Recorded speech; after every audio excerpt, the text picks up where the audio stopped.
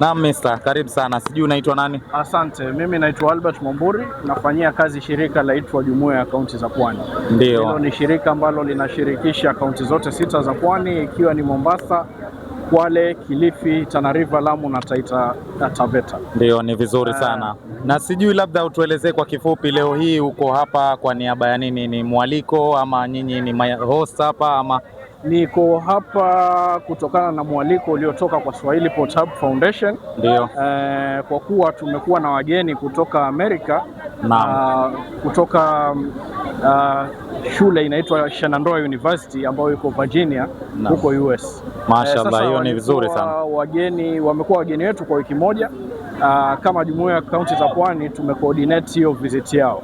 Tuliwapokea Jumamosi iliyopita na tumekuwa nao wiki nzima, inshallah mpaka kesho jioni ambapo watarudi zao Amerika. Hiyo ni vizuri sana kusikia. Na sijui labda wamesemaje ama wanaona vipi kuhusiana na mandhari yetu hapa Pwani, na hususan katika hizi zama hizi ama hizi siku hizi za Ramadhan, hii mambo ya iftar nini. Sijui wamelipokea vipi hilo swala? Wamelifurahia, maana hii ni event ambayo hakuna hata mmoja ambaye ameweza kuwitness before. Maana wametoka Amerika na wengi wao ni Wakristo, na kama si Wakristo basi wengine they are not practicing any religion.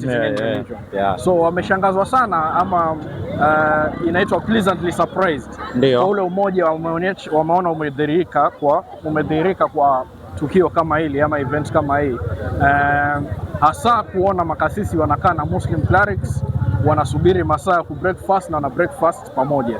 Hilo ni swala zuri sana. Ashiria umoja ambao ulioko kama Mombasa. Ndio. Because tuko interdenominational as a city. Tumeishi kwa umoja na tutazidi kuishi kwa umoja, na iftar kama hizi zinatukumbusha umoja ulioko Mombasa.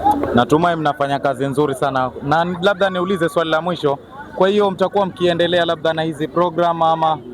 Hiyo ni part of program inaitwa Global Citizenship Program. Yep. Ambayo ni inshallah hawa watakuwa ni set ya kwanza wa students wamefika, na kulingana na ile positive feedback watakuwa nayo, basi nina imani kwamba kutakuwa na more visits from groups zingine kutoka kwa Shenandoah University na majaliwa hata kwa university zingine ambao tuta reach out based on the experience tumegather.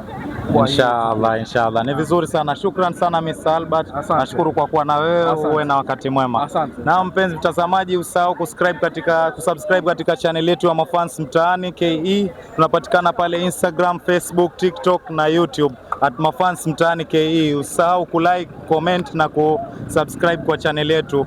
Mimi ni host wako mpendwa Mwidadi Johari aka MJ. Have a good night.